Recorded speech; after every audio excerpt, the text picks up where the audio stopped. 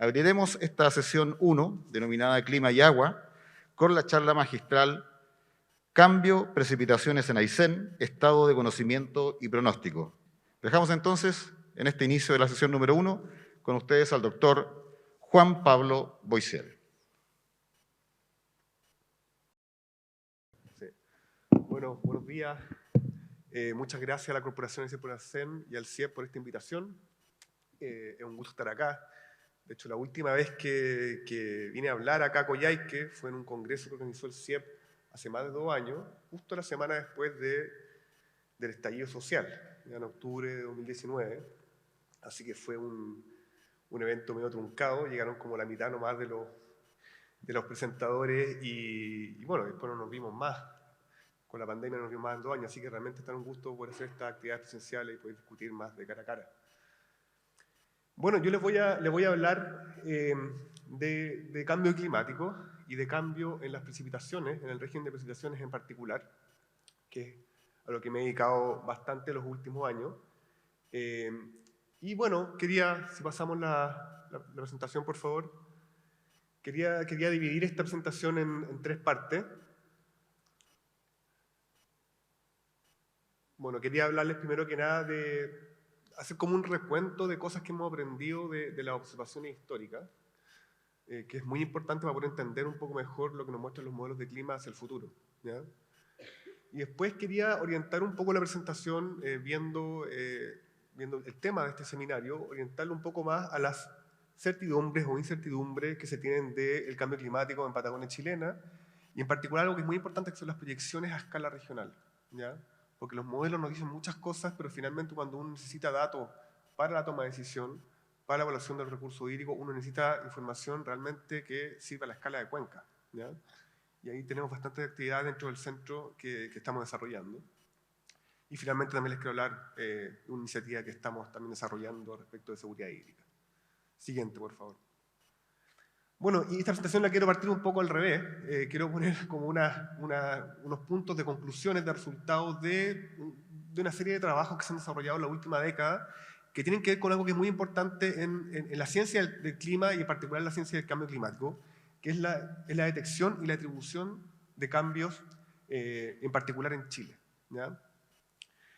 Y cosas importantes que destaco acá es que lo que hemos aprendido es que en las últimas 4 décadas, aproximadamente, además de la señal de cambio climático antrópico, hemos detectado que los cambios de temperatura y precipitación han tenido una componente natural muy importante, ¿ya? Y eso es algo que es importante tenerlo en cuenta, ¿ya? Que es producto de modos de variabilidad multidecadal, ¿ya? En particular, el aumento de temperatura en una zona del Pacífico suroccidental, cerca de Nueva Zelanda, lo que conocemos como la mancha cálida, que tiene relación con modos de variabilidad natural conocidos como las oscilaciones decadales del Pacífico, ha jugado un rol clave en los cambios de circulación de los vientos y de la disminución de precipitación que afectan a Chile, ¿ya? Ese es como el mecanismo un poco que afecta, el mecanismo físico por el cual estos modos de variabilidad natural afectan el régimen de precipitación en Chile. Ahora, pero muy importante, es que no es posible explicar las tendencias climáticas en Chile. No podemos explicarlas si es que no consideramos la forzante antrópica. La forzante antrópica global. Estamos hablando del aumento de gases de efecto invernadero y una cosa muy importante también es la disminución del ozono estratosférico que afecta al Polo Sur. Ya con cambios particularmente consistentes entre modelos para la zona central, ¿ya? Además del aumento de gases de efecto invernadero, como les contaba, la reducción del ozono estratosférico ha tenido un fuerte impacto en el régimen de precipitación estival en la zona austral, en particular. Esa es la señal de cambio climático antrópico quizás más notable que tenemos en Chile en las últimas décadas. Y también resaltar acá que hay mayor incertidumbre respecto de la magnitud y la dirección de cambios cuando hablamos de precipitación, por ejemplo, en la zona austral de Chile. Y les quiero hablar un poquito más de eso ahora. Siguiente, por favor. Bueno, acá quería poner una lámina un poco que da cuenta de algunas cosas que les acabo de decir. Por un lado, lo que ustedes ven ahí en el mapa a la izquierda es un mapa para la zona centro y sur de Chile, que muestra para ciertas estaciones para las cuales se tienen registros largos las tendencias de largo plazo, de entre 1960 y 2016, de precipitación anual en estas regiones, ¿ya? Y lo que se ve en general son pelotitas más bien marrones, que dan cuenta de la disminución de precipitación, y que es particularmente robusta en el sur de Chile, en el sur y la parte, digamos, de Patagonia Norte, ¿ya? La región de Aysén, la región de los lagos. Las figuras que ustedes ven a la derecha dan cuenta un poco de estos estudios de distribución, ¿ya? Porque uno puede tener tendencia, y uno, por otro lado, sabe que los modelos muestran una cierta tendencia también producto de la forzante antrópica, pero eso no quiere decir que las observaciones están dando cuenta exclusivamente de esa forzante antrópica, ¿ya? Pero cosas que nos llevan como a tener más certidumbre respecto del rol que juega el cambio climático antrópico, tiene que ver un poco con las figuras que están a la derecha, ¿ya? Que muestran cambios para las distintas estaciones del año, entre verano, otoño, invierno y primavera, son las distintas barritas. En la parte superior lo que se muestra son cambios en un modo de circulación de gran escala, ¿ya? Que afecta todo el Pacífico Sur, ¿ya? Es una cosa bastante robusta que se estudia en distintas partes y que dan cuenta de un cambio, en este caso un cambio positivo en este modo anular del hemisferio sur, para las distintas estaciones del año, en base a productos observacionales, que sería la figura central, digamos, y en base a modelos de clima, que sería la figura más de la derecha arriba, con cambios bastante consistentes entre ellos, ¿ya? Y en este caso, en la parte de los modelos, ese cambio que observamos es exclusivamente, bueno, tiene la parte natural y antrópica, pero los cambios que se ven en los modelos son exclusivos de la forzante antrópica global, ¿ya? El aumento de gases de efecto invernadero y la reducción del ozono estratosférico en particular, ¿ya? Y nosotros sabemos que estos modos de variabilidad, conocemos desde hace varios años, tienen un impacto en el régimen de precipitación de distintas maneras a lo largo de Chile, ¿ya? Entonces nosotros sabemos que estos cambios en la circulación, bien documentados, digamos, tienen que afectar el clima de Chile, ¿ya? Y de hecho abajo lo que se muestra es lo mismo, son tendencias, pero en este caso ya son tendencias de la precipitación para esta zona del centro-sur de Chile, que muestra, bueno, en la parte observada una disminución muy importante para todas las estaciones del año, pero particularmente fuerte durante el verano austral, ¿ya? Que también se condice muy bien con lo que muestran los modelos, pero de hecho las observaciones muestran un cambio con un ciclo estacional muy coherente, pero con una magnitud bastante mayor que la que muestran los modelos, ¿ya? Bueno, y mezclando todo este tipo de información, nosotros hemos llegado a la conclusión de que efectivamente la forzante antrópica está impactando Chile de forma muy importante, sobre todo cuando uno agarra periodos más largos de tiempo. Y largo me refiero de más de 3 o 4 décadas, ¿ya? Porque en periodos más cortos la variabilidad natural empieza a afectar mucho la señal. Siguiente, por favor. Bueno, últimamente hemos estado realizando distintos estudios, en particular estamos analizando las hipersequías en Chile, estos años son particularmente secos, y estamos tratando, puesto que las hipersequías ocurren, digamos, con tiempos de retorno bastante largos, es muy importante tener series largas para poder analizar este tipo de eventos. Estamos tratando de hacer reconstrucciones en base a observaciones lo más larga posible. Lo que ustedes ven ahí en pantalla es una serie de tiempo, es un índice de precipitación en base a distintas estaciones que está hecho para la zona central de Chile, ¿ya? Y ahí lo que ustedes pueden notar es que de partida la señal es muy ruidosa, hay mucha variabilidad en esa parte del país. Uno puede notar también el periodo particularmente seco de la última década, que conocemos como megasequía, y también uno puede notar ahí algunos años con sequías extremadamente secas como la que ocurrió en 1924, en 1968, en 1998 y 2 hipersequías muy juntitas que han ocurrido en los últimos años, en el 2019 y el 2021. Siguiente, por favor. Y este es un ejercicio similar, pero con más incertidumbre, puesto que hay mucho menos observaciones, para un índice muy similar, pero centrado en la parte más austral, ya entre aproximadamente 40 y 50 grados de latitud sur. Y simplemente quería llamar la atención acá que cuando uno ve esta cosa que llaman los electrónicos, sobre todo, esta señal versus ruido, ¿ya? La señal de cambio climático versus el ruido, que sería como la variabilidad interanual, los cambios en la zona austral son bastante más robustos que los que tenemos en la zona central. Ya hablamos mucho más, por supuesto, de cambio en la zona central, bueno, por razones medias obvias, ¿ya? Este índice de precipitación está puesto al día hasta 2021 y uno de los indicadores ahí muestra que el año pasado fue, de hecho, en esta región el más seco en estos registros, ¿okay? Con una tendencia también muy evidente desde los años 50, 60 en adelante, de disminución. Siguiente, por favor. Bueno, ahora quería hablarle un poquito más respecto de las incertidumbres en las proyecciones, en las simulaciones de clima, en las proyecciones de cambio climático, y aterrizarlo un poco a la región, ¿ya? Probablemente muchos de ustedes quizás hayan visto este tipo de figuras, pero quería ponerlas para contextualizar. Por un lado, cuando nosotros hablamos de incertidumbre en las proyecciones de clima hacia el futuro, hay un esquema bastante, digamos, simple que nos muestra cómo se compone esa incertidumbre, ¿ya? Dependiendo del horizonte a lo que uno está viendo hacia el futuro, ¿ya? Y esa incertidumbre en general tiende a ser bastante alta para los primeros años, ¿ya? Puesto que nosotros no tenemos la capacidad determinística de predecir el clima, por ejemplo, para la próxima década, ¿ya? Y esto ocurre porque en un periodo tan corto, como les contaba, se superponen distintas cosas y en particular se superponen fases de modos de variabilidad natural que no somos capaces de predecir, ¿ya? El pronóstico determinista solamente ocurre en escalas muy pequeñas de tiempo, ¿ya? Eso es el pronóstico del tiempo. Nosotros no somos capaces de saber exactamente cómo va a estar la fase del Niño el próximo año, ni cómo va a estar la fase de la PDO la próxima década.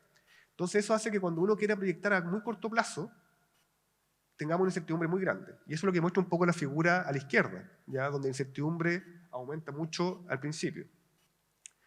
Y esta incertidumbre uno la puede componer de distintas cosas. Uno es la variabilidad interna, como les contaba, ¿ya? Estos modos naturales de variabilidad que da cuenta ahí la curva naranjita.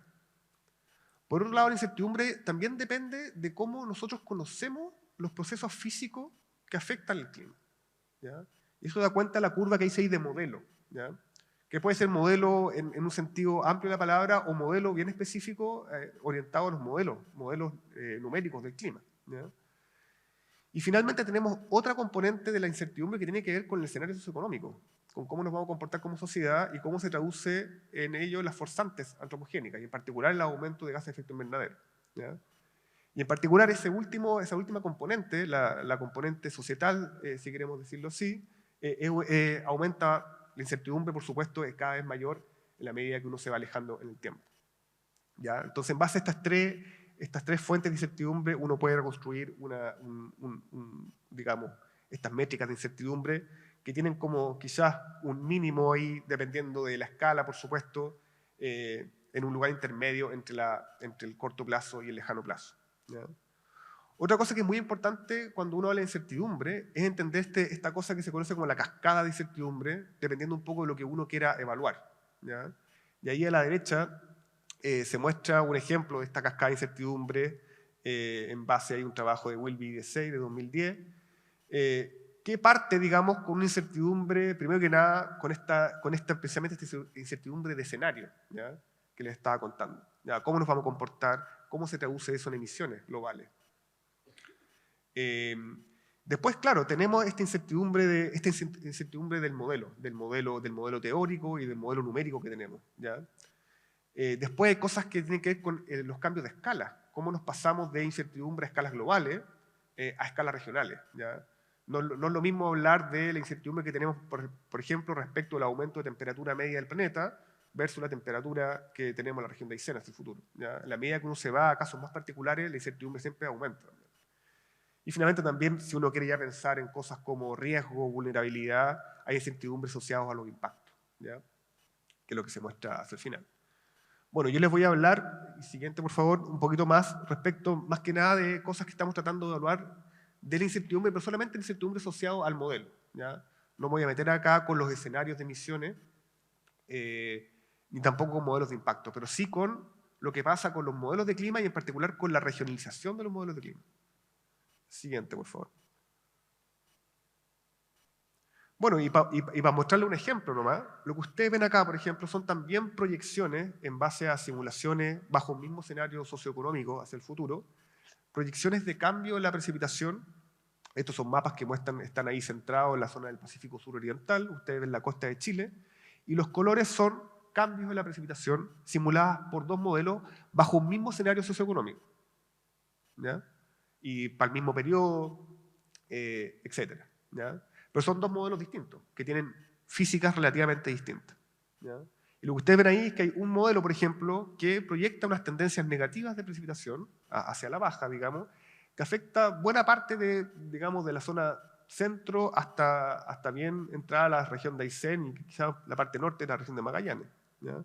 Mientras que otro modelo concentra, digamos, el patrón de disminución de precipitaciones más bien en la parte subtropical, en la parte central de Chile, mientras que la región de Aysén está ahí un poco en la zona de inflexión, entre las proyecciones de disminución y aumentos de precipitaciones, ¿ya?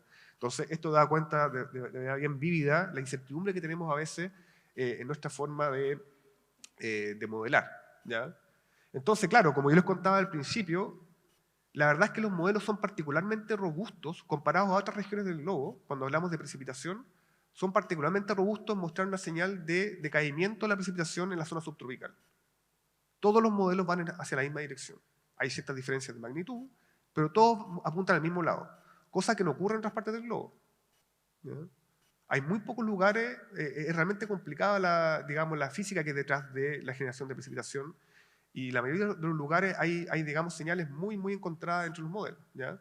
En la zona subtropical de Chile son bastante robustos los modelos, hay bastante claridad al respecto, pero es un patrón que tiene un límite austral, y mientras uno se acerca a ese límite austral, digamos, ahí empieza la incertidumbre. Y yo creo que estos dos ejemplos, estos dos modelos lo muestran de manera bastante clara. Siguiente, por favor.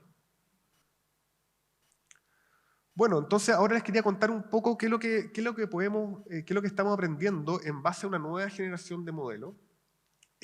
Para quienes un poco no conocen cuál es la mecánica de estos proyectos de intercooperación de modelos globales, que son básicamente las simulaciones que alimentan los informes de cambio climático del IPCC, ¿ya? Que ocurre por distintas fases. Ya ahora estamos en la sexta fase, se están publicando los informes asociados, y todos estos informes, sobre todo los del grupo 1, de la base científica, se alimentan de un grupo de simulaciones coordinados que hacen distintos centros a lo largo del mundo, ¿ya?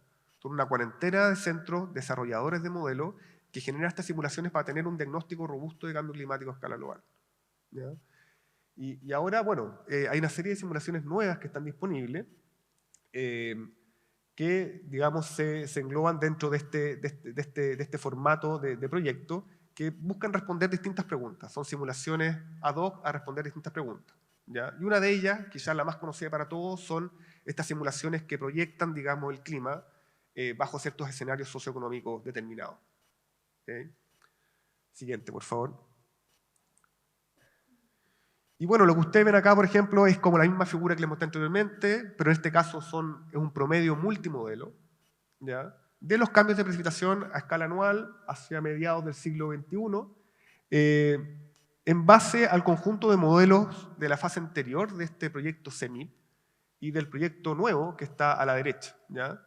Y acá, un poco entrecerrando los ojos, la primera conclusión es que la historia sigue siendo la misma, ¿ya? No hubo un cambio, digamos, radical. Los modelos tienden a ser un poquito más sensibles, eso quiere decir que tienen una sensibilidad climática, tienen un cambio un poquito más fuerte respecto de la generación anterior, que en caso de la precipitación se refleja en algunos lugares. También hay una definición un poco mejor también en la zona de Chile, producto de un aumento en la resolución de los modelos. Pero en general la historia es bien parecida, ¿ya? Y es por eso que a veces como que las conclusiones del último informe suenan así como que ya, oye, sí, el cambio climático sigue estando, la actividad humana sigue siendo el principal responsable de estos cambios, es como que no hay mucho más que añadir, ¿ya? Y de hecho está un poco en revisión cómo se va, digamos, a orientar la forma en que se escriben estos informes en las próximas etapas, ¿ya? Siguiente, por favor. Pero una cosa que es interesante de este ejercicio de simulación, un ejercicio muy, muy complicado, puesto que hay que ponerse de acuerdo entre muchos centros de investigación para generar estas simulaciones, es que aparte de estas simulaciones como tradicionales, que tratan de, por un lado, representar los cambios históricos y por otro lado, proyectar el clima futuro en base a ciertos escenarios socioeconómicos, también generan una serie de simulaciones bien específicas para entender ciertas cosas, ¿ya? Para tratar de avanzar un poco en la ciencia, en nuestro conocimiento sobre el cambio climático. Uno tiene que ver con las sensibilidades climáticas y otras cosas en particular tienen que ver con la resolución de los modelos, ¿ya? Estos modelos en general son bastante gruesos, ¿ya? Puesto que son a escala global, tienen una escala típica de aproximadamente 100, 200 kilómetros, ¿ya? Pero hay ciertos grupos con mucho dinero en el mundo que son capaces de generar simulaciones bajo un protocolo de simulación coherente para evaluar, por ejemplo, los cambios en la resolución, ¿ya? Y en esta nueva etapa, por ejemplo, están disponibles modelos globales, full acoplados de clima, con simulaciones de 50 a 25 kilómetros, ¿ya? Y eso se evalúa en torno a un proyecto específico, un subproyecto de este CMIP, que se conoce como High-Res MIP. Y nosotros estamos viendo esas simulaciones y quería mostrarles algunos resultados de eso también a continuación. Siguiente, por favor. Bueno, antes de eso quería hablarle un poco de la importancia que es la regionalización, ¿ya? Precisamente cuando uno quiere evaluar recursos hídricos, por ejemplo. Y típicamente cuando uno quiere tener proyecciones a escala regional, proyecciones climáticas hacia futuro, por ejemplo, lo que uno tiene que hacer es primero tener un modelo global, elegir un modelo global, tener esa simulación para ponerla como condiciones de borde en una simulación de escala regional, ¿ya? Que se hace con un modelo que es casi igualmente complejo que el modelo global, pero en área limitada, ¿ya? Que nos permite tener simulaciones a resoluciones más adecuadas. Y finalmente, si uno quiere llegar como al impacto a escala bien pequeña, muchas veces hay que pasar por lo que se llama una corrección de sesgo o una regionalización estadística, ¿ya? Puesto que los modelos siempre tienen un cierto sesgo, siempre una estimación de parámetros meteorológicos y nunca, digamos, le va a apuntar a la observación así perfectamente bien. Y es bien complicado eso porque uno tiene, digamos, muchas métricas de recursos hídricos, simulaciones hidrológicas, ese tipo de cosas, las tiene calibradas con cosas que son observacionales, ¿ya? Y cuando uno le mete un modelo, no le puede meter cosas que están, digamos, como en otra dimensión. Así que ese último paso, que es lo que está ahí como marcado como el statistical downscaling, es un paso muy importante. Y nosotros estamos haciendo eso con estos modelos, ¿ya? Y bueno, la figura que está ahí a la derecha trata de resumir un poco este tipo de técnicas, pero básicamente lo que se intenta acá es tratar de adaptar la información que uno tiene de una cierta variable, como la precipitación o la temperatura, de los modelos, tratar de adaptarla a una cierta referencia observacional, ¿ya? Que estaría dada ahí por la curva negra en la figura de arriba a la derecha, ¿ya? Y con eso poder tener, digamos, proyecciones, por ejemplo, hacia el futuro, que estén acordes, digamos, estén dentro de la dimensión climatológica de las observaciones, ¿ya? Eso es lo que se intenta hacer. Siguiente, por favor. Bueno, y para poder hacer eso, aparte de las simulaciones, lo que uno necesita es tener una buena referencia observacional, ¿ya? Y cuando uno quiere evaluar las cosas como recursos hídricos, donde uno necesita información distribuida a lo largo de una cuenca, uno necesita datos relativamente robustos, basados en observaciones, pero distribuidos en el espacio y a alta resolución, ¿ya? Entonces, para eso, nosotros también hemos desarrollado ciertos productos que tratan de regionalizar o tratan de dar la precipitación a una escala pequeña en Chile a partir de observaciones, ¿ya? Esto es básicamente lo que se conoce como una regionalización estadística, que la tenemos para la ocurrencia, la intensidad de la precipitación y también para las temperaturas mínimas y máximas. Siguiente, por favor. Entonces, ¿qué es lo que tiene este producto? Esto está forzado por cosas que se conocen como reanálisis atmosférico, múltiples variables, se usa información satelital también para las temperaturas, y por supuesto la topografía local, es muy importante.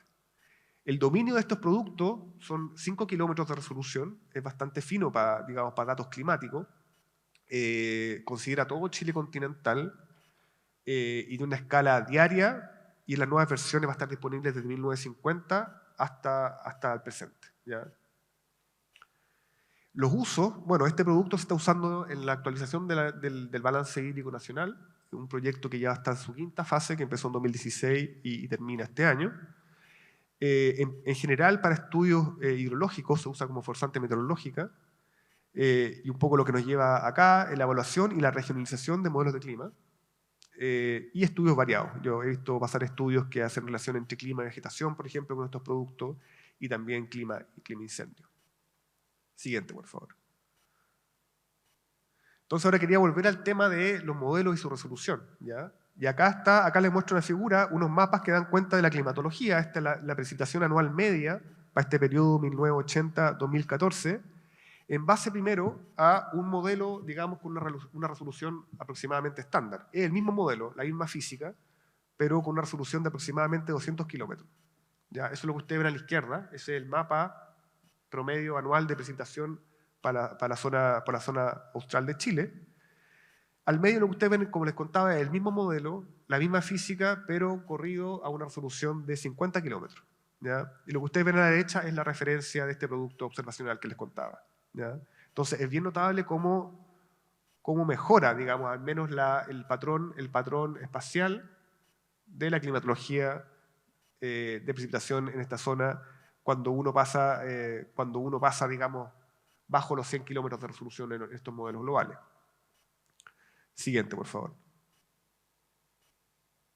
Bueno, y ahí la diferencia entre los modelos y la parte observacional empiezan a pelear distintas cosas, puesto que también tenemos bastante incertidumbre respecto a estos productos observacionales, ¿ya? Y bueno, lo que les muestro acá ahora es lo mismo, son las simulaciones con estos mismos modelos a baja y alta resolución, pero en este caso lo que se muestra son proyecciones, ¿ya? Proyecciones de cambio en la precipitación anual hacia mediados de siglo aproximadamente, ¿ya?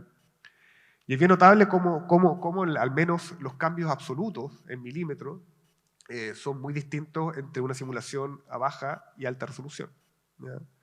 Siguiente, por favor. Pero en este caso particular, cuando uno aplica este downscaling estadístico a ambas simulaciones, es bien notable cómo no se ve un cambio mayor entre un modelo y otro, ¿ya? Eso es lo que se muestra en los dos mapas de la derecha, ¿ya? Es decir, dos modelos que originalmente están a distintas resoluciones, con cambios bien notorios, digamos, entre uno y otro. Cuando uno los escala en base a un producto observacional, lo que uno se encuentra son cambios como bastante similares, ¿ya? Al menos en la precipitación anual en este caso, ¿ya? Como que en este caso como que no hubo una ganancia, ¿ya? Cuando uno hace el escalamiento respectivo. Siguiente, por favor. Este es el mismo ejemplo, pero ahora con otro modelo que también tiene su simulación a baja y alta resolución. Y aquí efectivamente, aquí la cosa cambia, ¿ya? Aquí el resultado que uno tiene, si uno se ve ya a la última parte, digamos, del esquema, donde uno tiene las simulaciones corregidas con la referencia observacional, uno ve que en este caso las proyecciones son bastante distintas, con una señal de disminuciones de precipitación bastante más marcadas y centradas más hacia el sur, hacia la parte sur de la región de Aysén y el norte de Magallanes, en el caso de la simulación a alta resolución, ¿ya? Afectando en ese caso de manera bastante clara, al menos la parte occidental de Campos de Hielo norte y sur. ¿Ya? Siguiente, por favor. Y este es otro ejemplo, también con una respuesta bastante distintiva. Bueno, todos muestran en general, digamos, desde Aysén hacia el norte una disminución de precipitación, pero en este caso también se ve finalmente en las simulaciones de alta y baja y sus respectivas regionalizaciones, se ven, digamos, una señal bien distintiva entre una y otra, ¿ya? En este caso al revés, con una señal más fuerte en la simulación de baja resolución, ¿ya? Entonces las cosas no son tan simples, las diferencias no son tan sistemáticas como lo que uno anda buscando, ¿ya? Siguiente, por favor. Y esto es lo mismo pues ya con un multimodel mean. Ya acá hay creo que 9 o 10 modelos juntos, modelos que tienen simulaciones a alta y baja resolución. Y en general la cosa es más o menos democrática. Hay ciertos modelos que muestran un impacto más importante en una resolución, otros en otra. Y finalmente cuando uno saca el promedio, la verdad que no ve una diferencia mayor en esta señal, ¿ya? Lo que sí parece estar claro es que con estas simulaciones, digamos, de vanguardia, la señal de disminución de precipitación es bastante robusta a lo largo de toda la zona sur, digamos, de Chile y buena parte de la región de Aysén. Siguiente, por favor. Entonces, un poco en resumen de estos resultados, que son un trabajo más bien en curso, es que los modelos de clima, parte de esta nueva etapa de estos consorcios internacionales para la evaluación del cambio climático, en resolución media y baja muestran un patrón de cambio muy similar a la fase anterior, ¿ya? Ahora, los modelos de alta resolución ofrecen una oportunidad para la evaluación de sesgos en modelos, producto de cambio en la resolución, y también para la generación de escenarios robustos en zonas de topografía compleja como la región de Aysén, ¿ya? Estos modelos muestran claramente una mejor caracterización del régimen medio de precipitación, pero cuando uno ve los cambios, las proyecciones, ahí la cosa es un poquito más compleja, ¿ya? Y los sesgos por resolución en estos cambios no son sistemáticos, ¿ya? Bueno, acá falta mucho por evaluar, en particular hay que ver los detalles de los cambios por estaciones, cómo afecta la recuperación de los suelos estratosféricos hacia el futuro, que debería afectar sobre todo el régimen de verano, versus el impacto que tiene el aumento de gases de efecto invernadero. que afecta en general todo el año. También es muy importante acá empezar a analizar cuáles son los cambios por regímenes de tiempo, ¿ya? Cómo afectan eventos particulares, como los sistemas frontales o los ríos atmosféricos zonales que afectan a esta región, ¿ya? La evaluación de extremos también es algo muy importante y algo muy útil que se puede extraer de estas simulaciones a alta resolución. Y finalmente, también los impactos conjuntos que tienen los distintos parámetros de clima en la hidrología superficial. Son cosas que también estamos evaluando en base a simulaciones hidrológicas. Bueno, y quería simplemente terminar esta presentación contándoles que dentro del CR2 hay un tema integrativo, un enfoque interdisciplinario para abordar la seguridad hídrica en Chile, que en el último, o sea, este año se ve particularmente potenciado por un proyecto de estos fondos estratégicos de sequía que aparecieron el año pasado. Y lo que nosotros intentamos con este proyecto es, por un lado, tener un diagnóstico, ojalá lo más robusto posible, de los cambios históricos, ¿ya? Eso es como quizás el objetivo más importante de este proyecto, a escala nacional, ¿ya? Tener un diagnóstico de los cambios en la disponibilidad para las distintas cuencas de Chile desde 1950 hasta ahora, y también estamos haciendo una reconstrucción histórica de la demanda tanto agrícola como no agrícola. Siguiente, por favor. Bueno, esto muestra un poco el esquema que se está usando para poder evaluar, por un lado, la demanda agrícola y la disponibilidad de agua, que pasa por precisamente usar estos productos observacionales, forzar modelos hidrológicos y evaluarlos, por supuesto, en las distintas cuencas del país. Siguiente, por favor. Acá les muestro un ejemplo también de algunos resultados preliminares que tienen que ver con la demanda no agrícola de agua. Estamos tomando distintos sectores, como se muestra en esa tabla. Bueno, tenemos por un lado arriba la parte de uso de la tierra, la parte agrícola, y también tenemos distintos sectores: embalses, agua potable, energía, minería, sector pecuario y otras industrias, ¿ya? Y para ello estamos recopilando información en distintas, digamos, unidades administrativas, censos históricos, tratando de mezclar toda la información posible para poder hacer esta reconstrucción hacia atrás, hacia 1950. Siguiente, por favor. Bueno, quería simplemente terminar con esta lámina, ya más orientada a Santiago, en base a algunos, digamos, resultados preliminares de este proyecto. La idea es poder tener un diagnóstico relativamente simple de cuál es la seguridad hídrica en las distintas comunas de Chile, distintas cuencas también, en base a cruzar precisamente la información de disponibilidad y de demanda histórica, ¿ya? Bueno, esta es la lámina que presenta en particular. O sea, fue un poco motivada por la crisis de agua que tenemos actualmente en la región metropolitana y que muestra de forma bastante simple, por ejemplo, cómo son las variaciones de demanda hídrica para las distintas comunas y cómo esa demanda se cruza con la disponibilidad de agua que se tienen para estas cuencas, como nos muestra la figura que están abajo a la izquierda. Bueno, eso es. Muchas gracias.